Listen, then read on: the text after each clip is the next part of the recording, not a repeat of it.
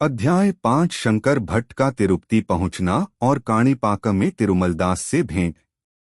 अपनी इस यात्रा के दौरान मैं परम पावन तिरुपति महाक्षेत्र में आ पहुंचा। वहां पहुंचते ही मेरे हृदय में एक ऐसी अद्भुत शांति का एहसास हुआ जिसका अनुभव मैंने जीवन में पहले कभी नहीं किया था। मैंने तिरुपति महाक्षेत्र की पवित्र पुष्करिणी में स्नान किया और फिर भगवान श्री वेंकटेश्वर के दर्शन प्राप्त किए। मंदिर के प्रांगण में ही मैं ध्यानमग्न हो गया। उस गहरे ध्यान में मैंने श्री वेंकटेश्वर प्रभु को पहले बालत्रिपुर सुंदरी के स्त्री रूप में देखा। कुछ ही क्षणों के पश्चात वह दिव्य मूर्ति परमेश्वर के रूप में परिवर्तित हो गई और थोड़ी देर बाद उसी मूर्ति ने महाविष्णु का रूप धारण कर लिया। ध्यान की उस अवस्था में कुछ समय बीतने पर वह मूर्ति एक 14 वर्ष के अति सुंदर शरीर धारण किए हुए बाल यति के रूप में प्रकट हुई। उस बाल यति की दृष्टि मुझे पूर्णतः अमृतमयी प्रतीत हो रही थी। उनके दोनों नेत्रों से मानो सहस्रों माताओं के वात्सल्य और अनुराग की वर्षा हो रही थी। इतने में ही उस बाल यति के समीप काले रंग का एक अत्यंत कुरूप व्यक्ति आ पहुंचा। उसने बाल यति से कहा, हे श्रीपाद श्रीवल्लभ प्रभु, आप तो इस संपूर्ण जगत के नियंता हैं। आपका यह परम भक्त शंकर भट्ट आज से 7.5 के प्रभाव में आ रहा है। इस संसार में जितने भी प्रकार के कष्ट हैं वे सब मैं इसे अनुभव कराऊंगा। हे प्रभु, मैं यहाँ आपकी आज्ञा के लिए ही उपस्थित हूँ। करुणा के सागर श्री प्रभु ने उत्तर दिया,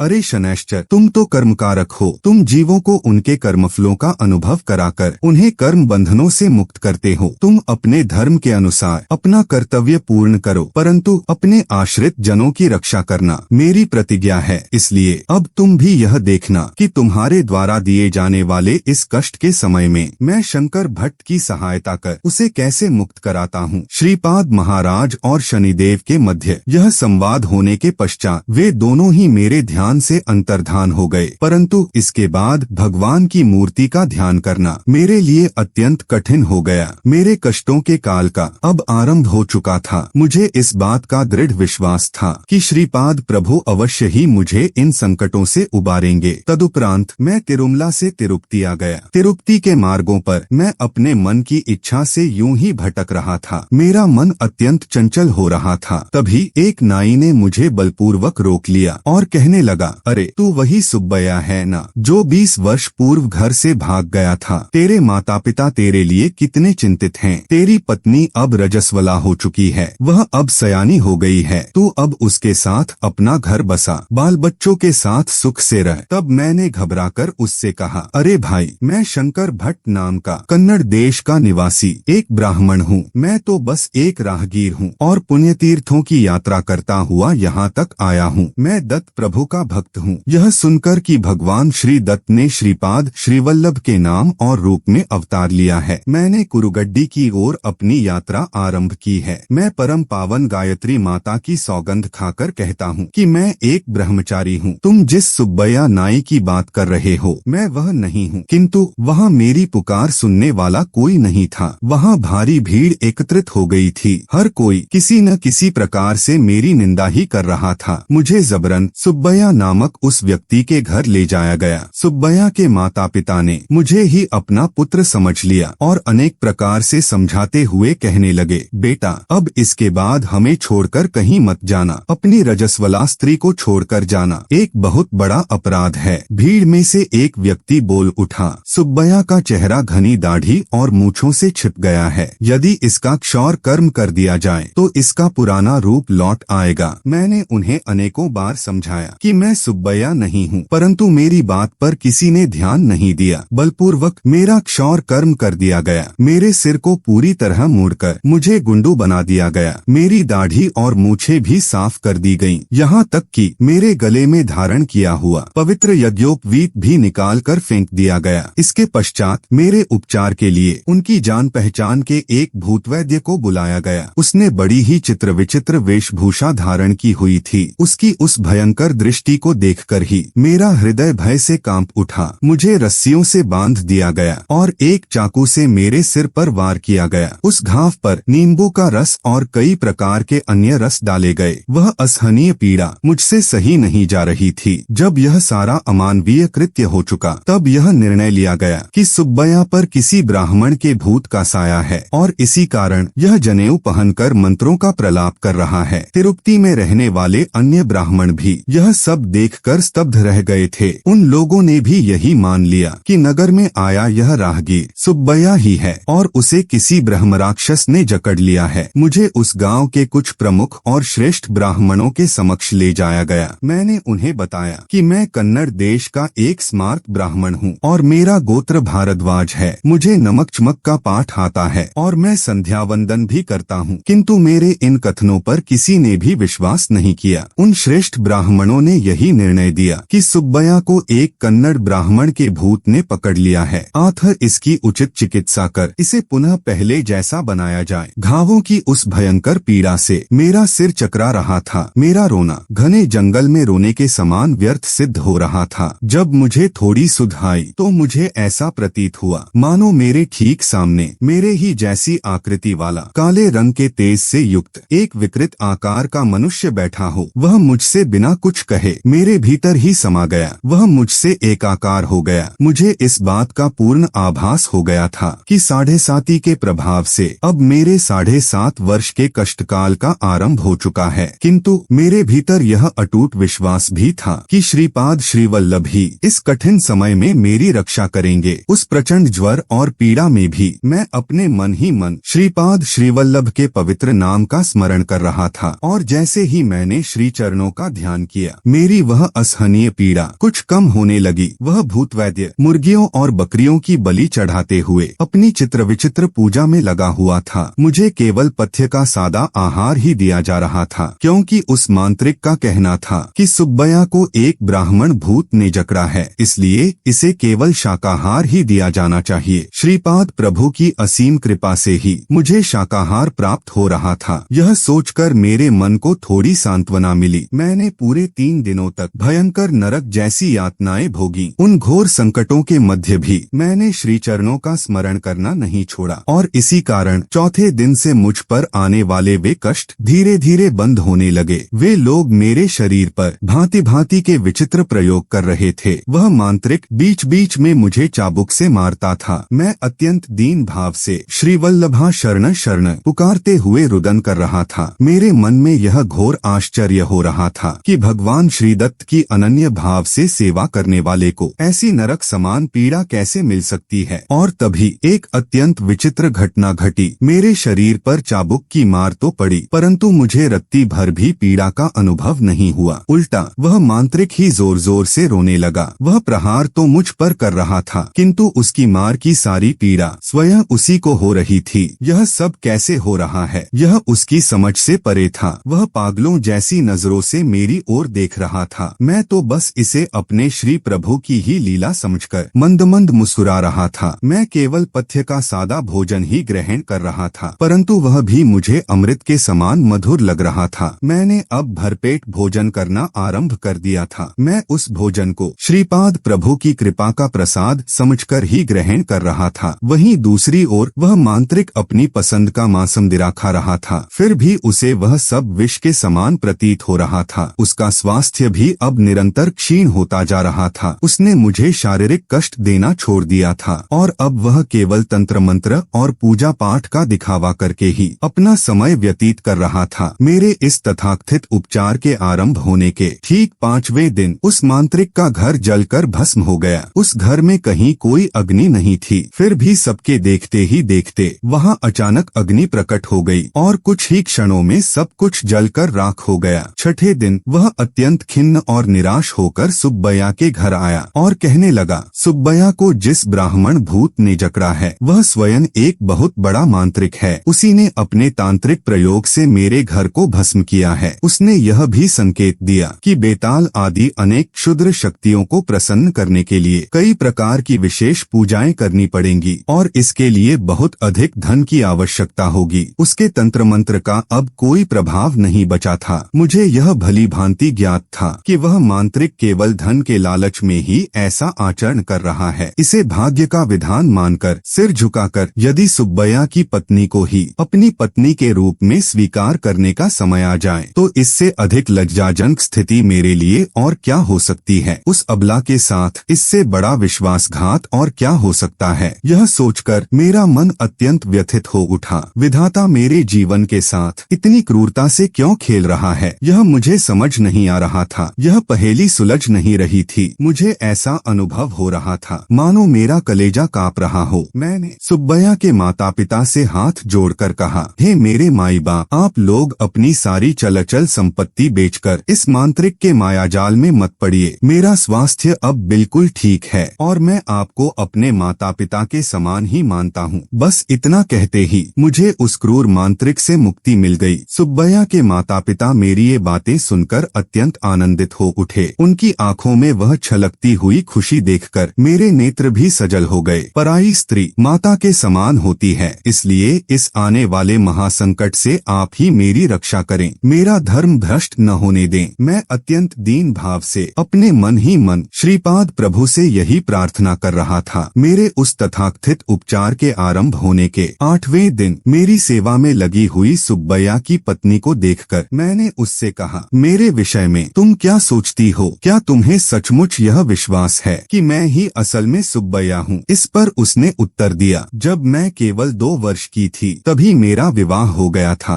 अब मेरी आयु 22 वर्ष की हो चुकी है। आप ही मेरे पति हैं या नहीं, यह तो केवल वह परमेश्वर ही जानता है। इसके अतिरिक्त और किसी को यह सत्य ज्ञात नहीं है। नूतन यौवन में कदम रखी हुई अपनी पत्नी को देखकर कोई भी पुरुष स्थिर नहीं रह सकता। आपने इतने कष्ट सहन किए, इतनी यातनाएं सही, फिर भी मुझे अपनी पत्नी के रूप में स्वीकार नहीं किया। आपने मुझे छुआ तक नहीं। यह सब केवल उसी व्यक्ति के लिए संभव है जिसके संस्कार अत्यंत उच्च हों। आपके विषय में मेरे मन में कोई अन्य भावना नहीं है। मैंने तो अब अपने कुलाचार के अनुसार धर्म के मार्ग पर ही अपना जीवन व्यतीत करने का निश्चय कर लिया है। यदि आप ही मेरे पति हैं तो इस चरणदासी को छोड़कर कहीं मत जाइए। मेरे पति को घर से भागे हुए पूरे 20 वर्ष बीत चुके हैं। मेरा विवाह तो बालपन में ही हो गया था, वह भी मेरी समझ से परे। इन्हीं सब कारणों से आप चाहे तो मुझे अपनी पत्नी के रूप में स्वीकार कर सकते हैं। मैं जीवन भर आपके ही मार्गदर्शन में रहूंगी। आप सदा जिनका नाम जपते हैं, मैं भी उन्हीं श्रीपाद श्रीवल्लभ का स्मरण करूंगी। मैं उन परम सद्गुरु के श्री चरणों में यही प्रार्थना करूंगी कि वे ही इस जटिल समस्या का धर्म सम्मत निवारण करें। उसके वे वचन मुझे अत्यंत युक्तिसंगत और उचित प्रतीत हुए। मैंने उससे कहा, हे कल्याणी, श्रीपाद श्रीवल्लभ तो साक्षात दत्त प्रभु ही हैं। इस कलयुग में उन्होंने ही यह अवतार धारण किया है। वर्तमान में वे कुर्वपुर में ही निवास कर रहे हैं। भक्तों के भक्तिभाव के अनुसार ही उनका आचरण होता है। यदि कोई श्रीपाद श्रीवल्लभ को सद्गुरु के रूप में स्मरण करता है तो वे उसे सद्गुरु के समान ही अनुभव कराते हैं, और यदि कोई उन्हें परमात्मा मानकर पुकारता है तो वे सिद्ध कर देते हैं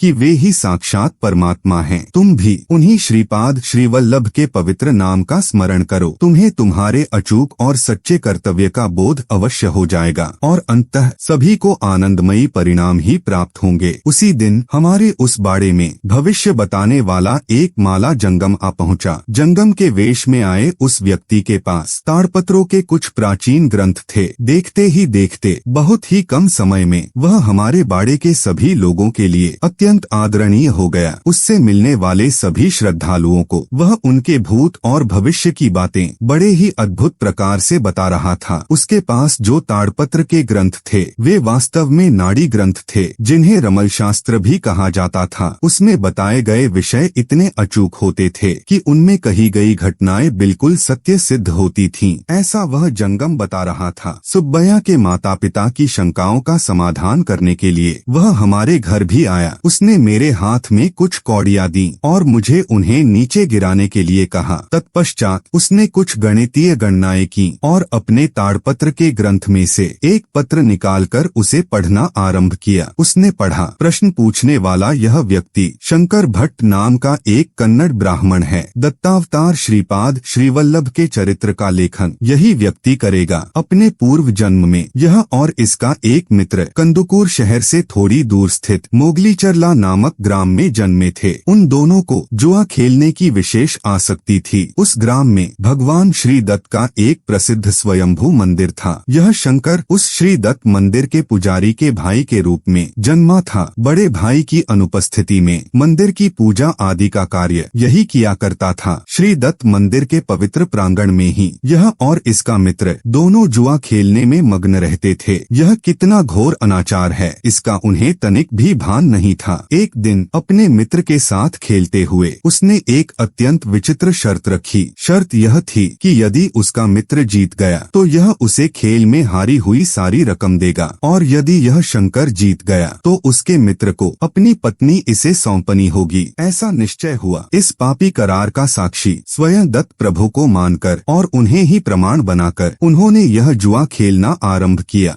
अपने ही समक्ष चल रहे उस अत्यंत नीच और पापी खेल को भगवान दत्त प्रभु देख ही रहे थे। उस खेल में शंकर भट्ट विजयी हो गया, परंतु शंकर के मित्र ने अपनी पत्नी को उसे सौंपने से साफ इनकार कर दिया। यह विवाद गांव के बड़े बुजुर्गों तक जा पहुंचा। गांव और कुल के सभी समझदार और प्रतिष्ठित लोग एकत्रित हुए। परम पावन श्री दत्त प्रभु के सामने इतना बड़ा दुष्कृत्य हुआ। यह एक अत्यंत ही खेदपूर्ण घटना थी। पराई स्त्री के प्रति मोह रखकर उसे वक्र मार्ग से प्राप्त करने की अनुचित इच्छा दर्शाने के अपराध में शंकर के सिर पर खौलता हुआ गर्म तेल डाला जाए। इसके साथ ही खेल में अपनी ही पत्नी को दांव पर लगाने वाले इसके मित्र को नपुंसकता आ जाए, ऐसा कठोर अंगछेदन किया जाए, और यह सब करने के पश्चात उन दोनों को ग्राम से बहिष्कृत कर दिया जाए। ऐसा न्याय उन सुज्ञ पंचों ने दिया और उनके इस न्याय की कठोरता से अमलबजावनी भी की गई। शंकर भट्ट ने अपने उस पूर्व जन्म में कुछ समय के लिए श्री दत्त प्रभु की सेवा की थी। उसी के फलस्वरूप इस जन्म में उसे देव भक्ति से युक्त ब्राह्मण का जन्म प्राप्त हुआ है। वही उसका मित्र सुब्बया के नाम से क्षौर कर्म करने वाले नाइयों के घर परम पवित्र तिरुपति क्षेत्र में जन्मा है। उसका मन अत्यंत चंचल हो जाने के कारण वह पागल सा हो गया और विवाह होने के पश्चात घर से भाग गया। अत्यंत भोली भाली सुब्बया की वह पत्नी पूर्णतः निर्दोष है। उसी के पातिव्रत्य धर्म के प्रभाव से सुब्बया के मन की वह चंचलता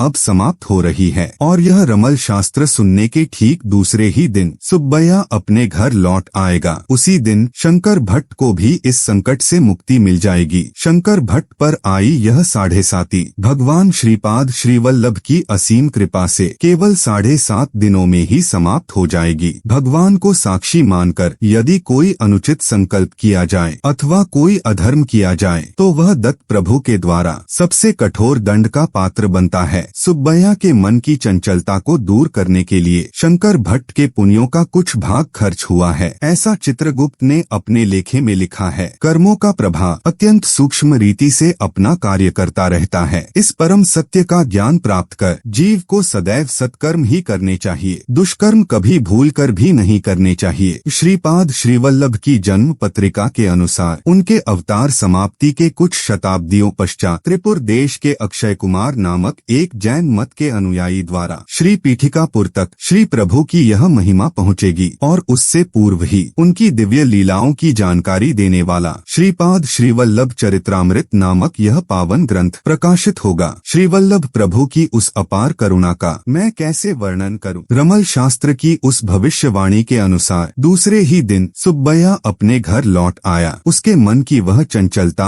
अब पूरी तरह मिट चुकी थी और वह पूर्णतः स्वस्थचित्त हो गया था। सुब्बया की उस परम पतिव्रता पत्नी को मैंने अपनी बहन मान लिया। सुब्बया के माता पिता से आज्ञा लेकर मैं चित्तूर जिले के काणिपाकन नामक ग्राम में आ पहुंचा। काणिपाकन यह ग्राम चित्तूर से कुछ ही दूरी पर स्थित है। उस ग्राम में भगवान वरदराज स्वामी का मंदिर, मणिकंठेश्वर स्वामी का मंदिर और वरसिद्धि विनायक का मंदिर विराजमान है। मैंने भगवान के दर्शन किए और मंदिर से बाहर आया। वहाँ बाहर एक बहुत ऊंचा कुत्ता खड़ा था। उसे देखकर मेरे मन में भय समा गया और मैं डरकर पुनः वरसिद्धि विनायक के मंदिर में लौट गया। थोड़ी देर तक भगवान का ध्यान करने के पश्चात मैं फिर से बाहर आया, परंतु इस बार उतनी ही ऊंचाई का एक और कुत्ता उस पहले कुत्ते के साथ खड़ा था। मुझे ऐसी भीति हुई कि आज निश्चित ही काल भैरव के द्वारा मुझे काटे जाने का योग है। इस भय से मैं एक बार फिर वरसिद्धि विनायक के मंदिर में भाग गया। मंदिर के पुजारी को मेरा यह विचित्र आचरण कुछ अजीब लगा। उसने मुझसे पूछा, अरे बाबा, तुम पल पल में बाहर जाते हो और पल भर में फिर से भीतर आ जाते हो, इसका क्या कारण है? मैंने उसे अपने भय का कारण बता दिया। तब वह पुजारी बोला, अरे वे निष्कारण किसी को कोई हानि नहीं पहुंचाते, वे तो एक धोबी के पाले हुए कुत्ते हैं। वह धोबी श्री दत्त प्रभु का अनन्य भक्त है। श्री दत्त भगवान ने श्रीपाद श्रीवल्लभ के नाम से इस धरती पर अवतार लिया है, ऐसा वह सबको बताता रहता है।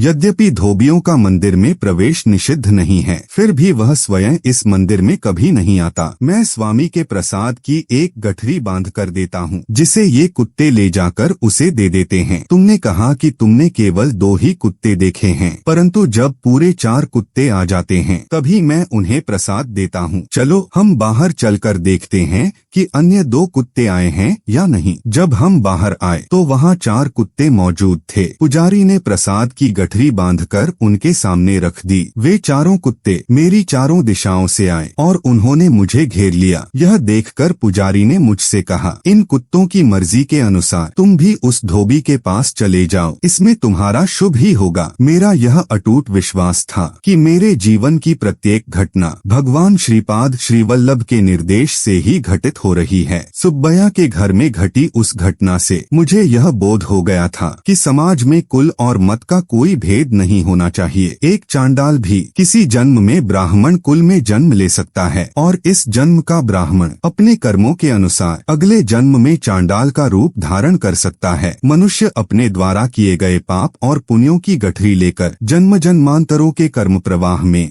यूं ही बहता चला जाता है। मैं उस धोबी की बस्ती वाली गली में आ पहुंचा। तिरुमलदास नाम का वह धोबी 70 वर्ष का एक वृद्ध व्यक्ति था। वह अपनी झोपड़ी से बाहर आया। मेरे भीतर जाने पर उसने मुझे बड़े आदर से एक पलंग पर बिठाया। मेरे भीतर का वह ब्राह्मण जन्म का अहंकार अब पूरी तरह से नष्ट हो चुका था। श्रीपाद श्रीवल्लभ का भक्त चाहे कोई भी हो, वह मुझे अपने आत्मीय जन के समान ही दिखाई दे रहा था। वरसिद्धि विनायक के मंदिर से लाया हुआ वह प्रसाद तिरुमलदास ने मुझे खाने के लिए दिया। मैंने बड़े भाव से उस प्रसाद को ग्रहण किया। तत्पश्चात तिरुमलदास ने अपनी कथा सुनानी आरंभ की। वे कहने लगे, हे बाबा, आज का यह दिन मेरे लिए अत्यंत ही सौभाग्य का विषय है। मुझे आपके पावन दर्शनों का लाभ प्राप्त हुआ है। आप मेरे पास कब पधारेंगे? माल्याद्रिपुर और श्री पीठिकापुर की वे विशेष कथाएं मुझे कब सुनाएंगे? मैं इसी की बड़ी उत्सुकता से बाट जोह रहा था। हे बाबा शंकर भट्ट, तुमने भगवान वरसिद्धि विनायक का प्रसाद ग्रहण कर लिया है। तुम आज के इस शुभ दिन ही श्रीपाद श्रीवल्लभ के इस चरित्रामृत का श्रीगणेश करो। तुम्हें कुर्वपुर में भगवान श्रीवल्लभ का आशीर्वाद अवश्य प्राप्त होगा। तिरुमलदास ने इसके पूर्व का सारा वृत्तांत सुनाना आरंभ किया। मैं अपने पूर्व जन्म में एक अत्यंत प्रतिष्ठित वेद पंडित हुआ करता था, परंतु मेरे भीतर परम लोभ भरा हुआ था। अपनी मृत्यु के समय मैंने एक नवजात बछड़े को कुछ पुरानी चिंदियों को चबाते हुए देखा, तो मैंने अपने बच्चों को उन चिंदियों को संभाल कर रखने का निर्देश दिया। मरते समय मेरी दृष्टि उन मलिन वस्त्रों पर ही टिकी रही और उसी अवस्था में मैंने अपने प्राण त्याग दिए। इसी कारण मुझे इस धोबी का जन्म प्राप्त हुआ। मृत्यु के समय मनुष्य जिस संकल्प के साथ अपने प्राण त्यागता है, उसी के अनुरूप उसे अपना अगला जन्म प्राप्त होता है। मेरे पूर्व जन्म के कुछ पुण्यों के फलस्वरूप ही मैंने गर्तपुरी अर्थात गुंटूर मंडल के पल्यनाडु प्रांत में स्थित माल्याद्रिपुर में जन्म लिया। वही माल्याद्रिपुर कालांतर में मल्लादी के नाम से विख्यात हुआ। उस ग्राम में मल्लादी नाम के 2 प्रमुख घराने निवास करते थे। मल्लादी बापन नावधानी नाम के एक महापंडित थे जो हरितस गोत्र के थे, और मल्लादी श्रीधर अवधानी नाम के दूसरे महापंडित कौशिक गोत्र के थे। श्रीधर अवधानी की बहन, जिनका नाम राजमांबा था, उनका विवाह बापन नावधानी के साथ संपन्न हुआ था। गोदावरी मंडल के अंतर्गत आने वाले आइनविल्ली नामक ग्राम में एक विशाल महागणपति याग का आयोजन हुआ था, जिसमें वे दोनों ही सम्मिलित हुए थे। शास्त्रों के विधान के अनुसार सभी पंडितों का यह मत था कि यज्ञ की अंतिम आहुति को साक्षात भगवान गणपति अपनी सूंड में स्वीकार करेंगे और अपने उस स्वर्ण कांति से युक्त दिव्य स्वरूप के दर्शन प्रदान करेंगे। यज्ञ की पूर्णाहुति के समय सचमुच भगवान गणपति ने अपनी स्वर्णमयी कांति के साथ दर्शन दिए। उन्होंने अंतिम आहुति को अपनी सूंड में ग्रहण किया और यह अभय वचन दिया कि मैं स्वयं अपनी संपूर्ण कलाओं के साथ गणेश चतुर्थी के पावन अवसर पर श्रीपाद श्रीवल्लभ के रूप में अवतार धारण करूंगा। यज्ञ में उपस्थित सभी लोग यह अद्भुत दृश्य देखकर आश्चर्यचकित रह गए, परंतु उसी सभा में 3 नास्तिक भी उपस्थित थे। वे कहने लगे, यह जो कुछ भी दिखाई दे रहा है वह सब केवल एक इंद्रजाल है या कोई बड़ा महेंद्रजाल है, परंतु यह भगवान गणपति तो कदापि नहीं है। यदि ऐसा ही है तो हमें पुनः एक बार उनके दर्शन कराकर दिखाओ। तब उस होमकुंड की भस्म ने एक मानव का आकार ग्रहण किया और तत्पश्चात वह आकृति महागणपति के दिव्य स्वरूप में रूपांतरित हो गई। वह अलौकिक रूप बोलने लगा, अरे मूर्खों, त्रिपुरासुर के वध के समय भगवान शिव ने बलि चक्रवर्ती का निग्रह करने से पूर्व और शिव का आत्मलिंग ले जाते हुए रावण का मार्ग रोकते समय भगवान विष्णु ने महिषासुर का वध करने से पूर्व माता पार्वती ने पृथ्वी का भार धारण करने से पूर्व आदिशेष ने सभी सिद्धियों को प्राप्त करने से पूर्व सिद्ध मुनियों ने और इस प्रपंच पर विजय प्राप्त करने के लिए मनमथ ने, इसी प्रकार समस्त देवताओं ने मेरी ही आराधना करके अपने अभीष्ट फलों को प्राप्त किया है। समस्त शक्तियों का एकमात्र भंडार मैं ही हूँ, मैं ही सर्वशक्तिमान हूँ। यहाँ तक कि राक्षसी शक्तियाँ भी मेरे ही भीतर समाहित हैं। सभी विघ्नों का कर्ता भी मैं ही हूँ और समस्त विघ्नों का हर्ता भी मैं ही हूँ। +1 तुमने दत्तात्रेय को क्या समझ रखा है? हरिहर के पुत्र जो धर्मशास्ता हैं वही दत्त हैं। भगवान विष्णु के रूप में जब ब्रह्मा और रुद्र का रूप विलीन हो जाता है तो वही दत्त रूप कहलाता है। धर्मशास्ता के रूप में जब गणपति और षण्मुख का रूप विलीन हो जाता है तो वह रूप भी साक्षात दत्त रूप ही है। भगवान दत्तात्रेय सर्वदा त्रिमूर्ति के स्वरूप में ही विद्यमान रहते हैं। श्रीपाद श्रीवल्लभ के रूप में महागणपति का ही अंश होने के कारण उनका यह अवतार गणेश चतुर्थी के शुभ दिन ही होगा। उनके भीतर भगवान सुब्रमण्य का तत्व समाहित होने के कारण उन्हें केवल ज्ञान के अवतार के रूप में ही जाना जाएगा। धर्मशास्त्र के तत्व की उपस्थिति के कारण उनका वह रूप समस्त धर्मों और कर्मों का आदि तथा उनका मूल माना जाएगा। उनका वह दिव्य अवतार माता पिता के संयोग का साधारण फल नहीं होगा, अपितु वह साक्षात ज्योतिस्वरूप ही एक मानव की आकृति धारण करेगा। +2 भगवान गणपति ने आगे कहा, मैं तुम तीनों को श्राप देता हूँ। सत्य स्वरूप के दर्शन करने के पश्चात भी तुमने उसे असत्य कहा, इसलिए तुम में से एक व्यक्ति अंधा पैदा होगा। उस सत्य स्वरूप की प्रशंसा करने के स्थान पर तुमने उसका उपहास किया, इसलिए तुम में से एक व्यक्ति गूंगा पैदा होगा। इतना विशाल जन समुदाय और मेरे निज भक्त उस परम सत्य के विषय में बता रहे थे, फिर भी तुमने उनकी उपेक्षा की